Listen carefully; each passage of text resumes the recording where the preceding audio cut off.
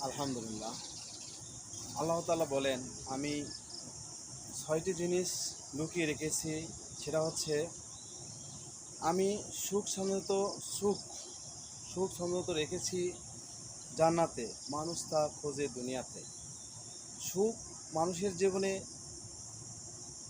আল্লাহ তাআলা রেখেছে জান্নাতে, মানুষ খোঁজে দুনিয়াতে। মানুষ দুনিয়াতে সুখী হবে, অট্টালিকা করবে, বাড়ি গাড়ি করবে, দালান কোঠা করবে। এটা মানুষের আশা আকাঙ্ক্ষা। মানুষকে বড় ভাববে, এটা মানুষের আশা আকাঙ্ক্ষা। কিন্তু আল্লাহ তাআলা নিজে বলেছেন, আমি সুখ রেখেছি জান্নাতে। মানুষ দুনিয়াতে মানুষের সাথে ভালো ব্যবহার করবে, ভালোভাবে চলবে, সুন্দর আচরণ করবে, নম্রতা ভদ্রতা দেখাবে, সে জান্নাতে সুখ পাবে। আমি বরত্ব রেখেছি নম্র বিনয় মানুষের মাঝে। আমি নম্রত্ব রেখেছি ন- আমি আমি বরত্ব রেখেছি মানুষের মাঝে, যে বিনয় হবে, যে ধৈর্য ধারণ করবে, বিপদ আপদে মানুষের পাশে দাঁড়াবে, নিজেকে ছোট মনে করবে, নিজেকে ছোট মনে করবে, সে বিনয়ী হবে, সে ভদ্রতা দেখাবে, সে বিনয়ী হবে। কিন্তু মানুষ এই পৃথিবীতে বেঁচে থেকে মানুষ অহংকার, অশ্লীলতা, মানুষ বিভিন্ন রকমের দালান কোঠা, পাকা বাড়িঘর, জমি জমা, অর্থের সম্পত্তি, শক্তি সম্পন্ন, পোশাক আশাকের গৌরব অহংকার নিয়ে থাকে। এই অহংকার সম্বন্ধে আল্লাহ তাআলা নিজে বলেন, অহংকার আমি করব।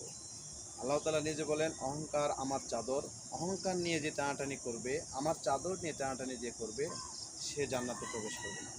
আমি তার সাথে হাসরের মাঠে কথাও বলবো না। যে ব্যক্তি অহংকার নিয়ে, আল্লাহ তাআলার অহংকারের চাদর নিয়ে টানাটানি করবে, সে হাসরের মাঠে আল্লাহ তাআলা তার সাথে কথাও বলবেন না। আমি সম্মান রেখেছি আমি সম্মান রেখেছি শেষ সাথে ইবাদতে, কিন্তু মানুষ খোঁজে ক্ষমতার আশ্চর্য। আল্লাহ তাআলা বলছেন, আমি সম্মান রেখেছি শেষ রাতের ইবাদতে। যে রাতের কথা কিছু ভিডিওতে আগে বলেছি, যে রাত মানুষ যখন 12টা বাজে, 12টার পর থেকে শুরু করে 4টা পর্যন্ত, প্রায় এই সময়টা মানুষের ব্রেন, মস্তিষ্ক সুন্দর থাকে, মলিন থাকে।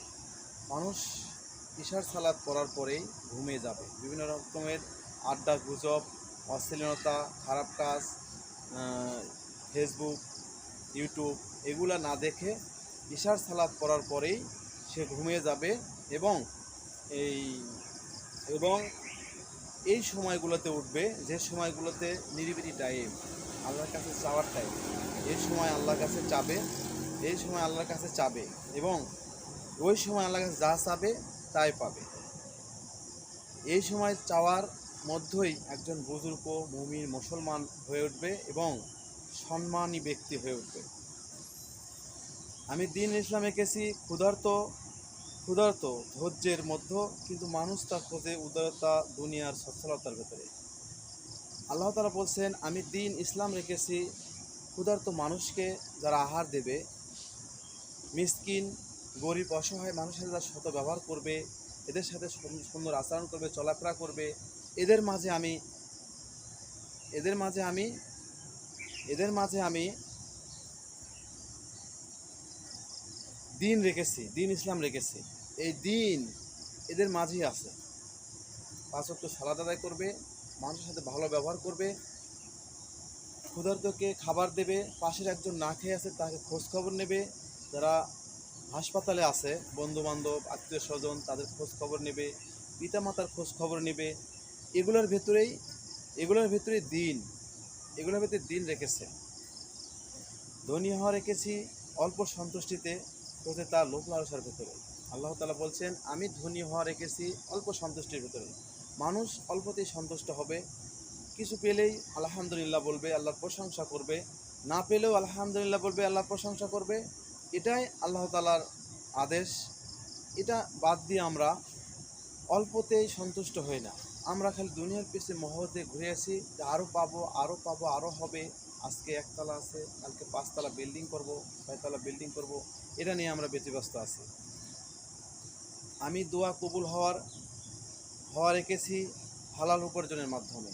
আমি আল্লাহ তাআলা বলছেন, আমি দোয়া কবুল হওয়া রেখেছি হালাল উপার্জনের মাধ্যমে। যারা হালাল উপার্জন করবে তাদের দোয়া কবুল হবে। আর যারা হালাল উপার্জন করবে না তাদের দোয়া, হাদিসের ভাষায়, তাদের দোয়া কবুল হবে না। তাই আমরা যে উপার্জন করব, এই উপার্জন যাতে হালাল হয়। আর উপার্জন হালাল হতে গেলে আমাদের কী কী করণীয়? উপার্জন হালাল হতে গেলে 5 ওয়াক্ত সালাত আদায় করতে হবে, মানুষের সাথে ভালো ব্যবহার করতে হবে। ও যে যে কর্ম করতেছে, কর্মকে হালালভাবে উপার্জন করতে হবে। যে আমার যে কাজ, আমার যে দায়িত্ব, এই দায়িত্বটা আমি ঠিকমতো পালন করছি কিনা, আমার দায়িত্বের ভেতরে কোনো ভুল ত্রুটি হচ্ছে কিনা, আমার দায়িত্ব সঠিকভাবে পালন করতেছি কিনা। এইভাবে এই না যে আমি ব্যাংক, বিমা, ইন্স্যুরেন্স, বিভিন্ন রকমের সুদ ঘুষ লেনদেনের কাজে লিপিবদ্ধ থাকবো, বিভিন্ন রকম লেনদেনের কাজে মানুষকে পরামর্শ দিব, এই যে সুদ ঘুষের বিষয়ে পরামর্শ দিব, যে দুনিয়াতে মানুষের 5,000 টাকা হলে 20,000 টাকা হবে, 20,000 টাকা হলে 50,000 টাকা হবে, এভাবে তাদের পরামর্শ দেবো। এগুলা হালাল উপার্জন নয়। যারা এগুলোর ভেতর ডুবে আছি তারা এখনও ভাবেন যে এগুলো হালাল উপার্জন নয়। হালাল উপার্জন এই একজন পথিক, একজন শ্রমিক যে সারাদিন পরিশ্রম করবে একটা কর্মক্ষেত্রে, যে আগেকার বা একটা কৃষিকাজ করতেছে, এইগুলোর ভিতরে হালাল উপার্জন। গার্মেন্টস যারা শ্রমিক তাদেরও একই পর্যায়ে 8টার সময় গেল, তার দায়িত্ব কর্তব্য কী, তার কাজ কী, এই কাজটা সঠিকভাবে বুঝে নিয়ে সঠিকভাবে বুঝে দেওয়া, এটাই তার হালাল উপার্জন ইনশাআল্লাহ।